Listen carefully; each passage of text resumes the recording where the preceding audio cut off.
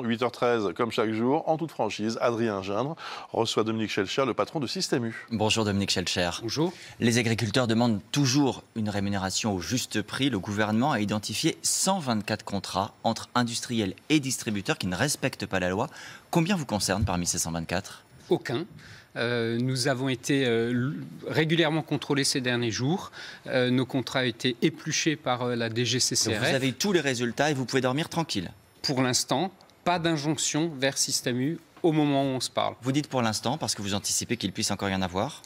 On va encore être contrôlé. En fait, depuis maintenant 3 semaines, on est contrôlé toutes les semaines. Le prochain contrôle a lieu la semaine prochaine. Voilà, donc je ne présage pas de ce qui va se passer, mais nous, on est serein parce que Système U, évidemment, respecte la loi. Contrairement à vos concurrents, c'est ce que vous nous dites, c'est ce que vous prétendez. Nous, on s'engage à respecter la loi, bien évidemment. Bruno Le Maire a annoncé que les sanctions pouvaient aller jusqu'à 5 millions d'euros d'amende. Vous avez provisionné de l'argent de côté en cas de sanction ? Non, on n'a pas provisionné de l'argent, mais vous avez raison de le dire comme ça, parce que ces amendes sont extrêmement lourdes. Donc, raison de plus pour tout faire. À la hauteur de l'enjeu, peut-être. Pour les éviter, mais à la hauteur de l'enjeu. C'est un signe de pression extrêmement fort sur notre profession. Alors, il y a les contrôles des autorités, puis il y a les contrôles des agriculteurs à votre place. Hier, Oui. Arnaud Rousseau, la FNSEA, disait des agriculteurs vont dans les magasins. Vos magasins, d'ailleurs, ont fait l'objet d'opérations de la sorte. Qu'est-ce que vous avez modifié ? Est-ce qu'il y a des produits que vous avez retirés, par exemple, à la demande des agriculteurs ? Globalement, non. Et je vais vous dire, quand ces visites se passent, elles se passent plutôt bien.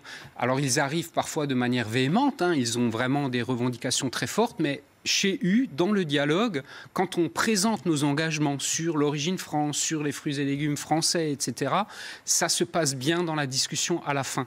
Et ils vont plutôt, après, ils partent plutôt chez nos concurrents, en fait. Vous prétendez, et on l'a entendu encore à l'instant, respecter la loi, respecter le revenu des agriculteurs. C'est ce que vous dites également à propos des centrales d'achat européennes. Je rappelle pour nos téléspectateurs, le gouvernement accuse la grande distribution de contourner la loi en achetant ailleurs en Europe pour ne pas se soumettre aux règles qui valent sur le territoire français. Vous dites, nous, on respecte quand même les règles. Mais pourquoi, dans ce cas, ne pas acheter en France, sur le territoire français ? Pour des raisons très simples. Premièrement, on n'a pas créé cette centrale européenne. On l'a rejoint. Elle existait. Ça fait pas une énorme différence. Vous avez rejoint des Néerlandais, des Allemands qui des Allemands, mais qui, pour les mêmes raisons, se sont organisés ensemble. Mais les vraies raisons, c'est pas, en ce qui nous concerne, pour contourner la loi. C'est pour être fort par rapport à quelques multinationales qui sont extrêmement plus puissantes. Mais c'est-à-dire que quand on est français et qu'on achète en français, on est forcément faible. Face à certaines multinationales qui ont une vision mondiale, pour qui souvent la France ne pèse pas grand-chose. Quand il y a des écarts de prix en Europe, le panier moyen en Europe, c'est 100. Il est 102 en Allemagne, il est 115 en France, il est moins de 100 en Espagne. On ne peut pas l'accepter. Là, on défend aussi le pouvoir d'achat des consommateurs. Et c'est d'abord pour ça qu'on a rejoint... Donc vous n'y renoncerez pas ? On n'y renoncera pas, c'est légal. Ça a été dit encore par le commissaire européen Thierry Breton l'autre jour. Je note que le ministre de l'économie veut l'encadrer, mais ne dit pas que ce n'est pas légal. Donc nous, on va continuer. Mais vous pouvez dire par cette pratique aux agriculteurs qui vous regardent ce matin que vous ne tirez aucun avantage sur leur dos ? Non. Pourquoi ? Parce que dans notre contrat et par rapport aux 2 autres qui sont en jeu dans ces discussions, nous nous engageons par écrit et nous le signons à respecter les éléments d'Egalim, c'est-à-dire le respect de la part de matières premières agricoles et les clauses d'indexation. Donc on s'engage, on s'engage. Évolue. Vous avez sur vos produits, si on parle des produits Système U, marque de distributeur, vous avez principalement des produits, dites-vous, fabriqués ou produits en France, pour 80% à peu près, il me semble. C'est exactement ça. Pourquoi pas plus ? C'est impossible d'aller au-delà ? Je vous prends un exemple qui est relativement difficile, le miel. Souvent, il a été question du miel ces derniers jours.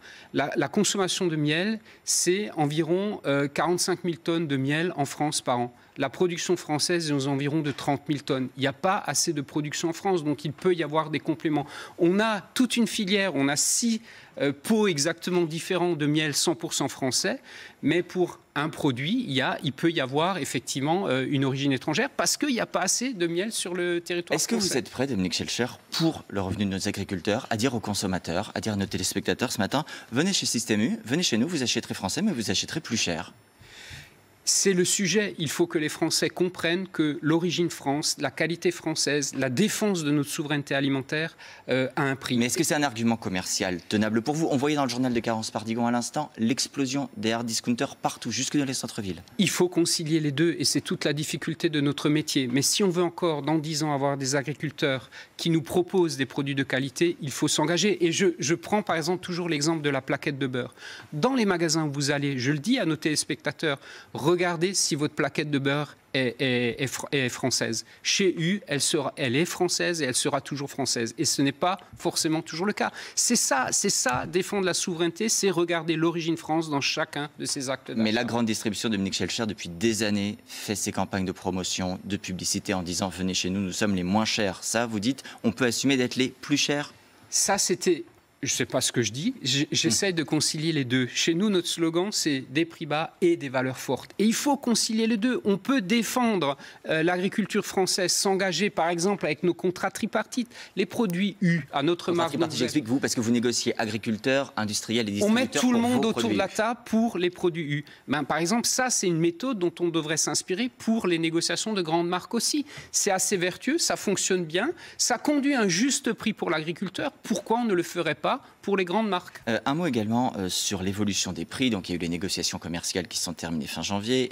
L'inflation est toujours présente, mais elle ralentit. Est-ce que vous poursuivez encore aujourd'hui les opérations panier anti-inflation? C'est encore d'actualité tout ça? Tout à fait. On continue à s'engager. Donc, chez nous, c'est les 150 produits les plus vendus sont vendus à prix coûtant depuis maintenant 1 an, en fait. Et jusqu'à quand? Pour l'instant, c'est prévu toute l'année. Jusqu'à nouvel ordre, toute l'année. Il faut continuer à aider les Français à défendre leur pouvoir d'achat. Donc, c'est ce sujet. Mais là, comment on le fait? On ne remet pas en cause le prix d'achat de l'agriculteur. On prend sur nos marges. Souvent, les Français nous disent « mais prenez vous aussi sur vos marges ». Mais c'est ce qu'on fait. C'est ce qu'on fait. Merci Dominique Schelcher d'avoir été l'invité de TF1 ce matin. La suite, c'est avec vous, Bruce.